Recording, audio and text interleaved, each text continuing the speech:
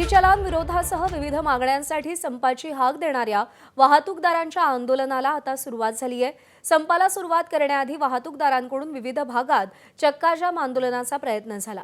संघटनेने काळे झेंडे दाखवत मुलुंड टोलनाका परिसरात रास्ता रोको आणि चक्काजाम करण्याचा प्रयत्न केला। वाहतूक पोलिसांनी त्यांना बाजूला करत वाहतूक सुरू करण्याचा प्रयत्न केला। हजारोंच्या संख्येने आझाद मैदानावर बसेस, डंपर अशा गाड्या पोहोचायला आता सुरुवात झाली आहे। नवी मुंबईतही कळंबोली भागात चक्काजाम आंदोलन करण्याचा प्रयत्न झालाय।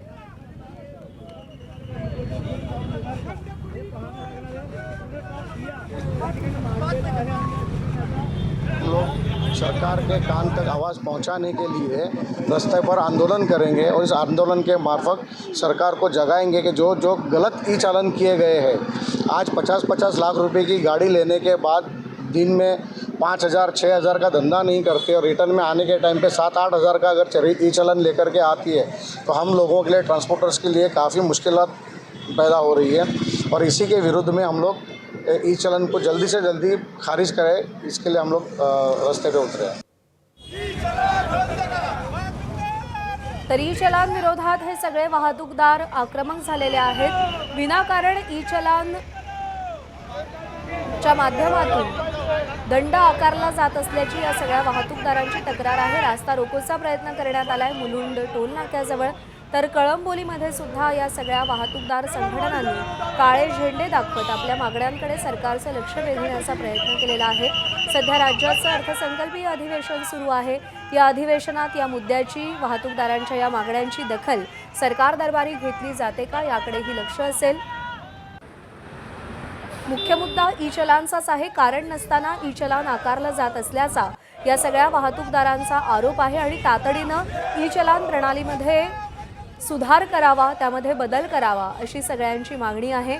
अर्थात मोठमोठ्या बसेस, डंपर आणि ट्रक आझाद मैदानात पोहोचायला देखील सुरुवात झाली आहे आणि जर या संपाची व्याप्ती वाढली तर मुंबईच्या वाहतुकीवर त्याचा मोठा परिणाम होण्याची देखील शक्यता आहे। सध्या या संपाला, आंदोलनाला सुरुवात झाली आहे।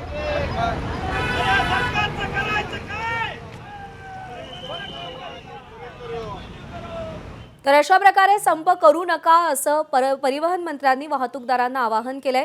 चर्चेतून तोडगा काढू, संपाचं अस्त्र उपसू नका असं परिवहन मंत्री प्रताप सरनाईक यांनी या सगळ्या वाहतूकदारांना आवाहन केलेलं आहे। काल माननीय मुख्यमंत्र्यांशी चर्चा झाली।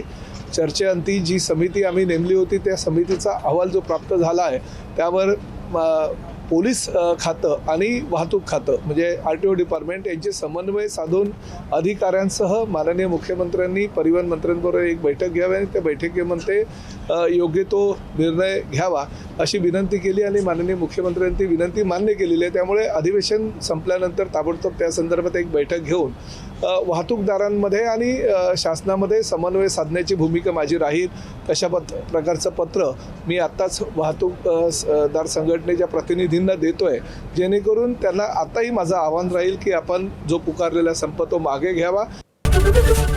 ABP माझा, उघडा डोळे बघा नीट।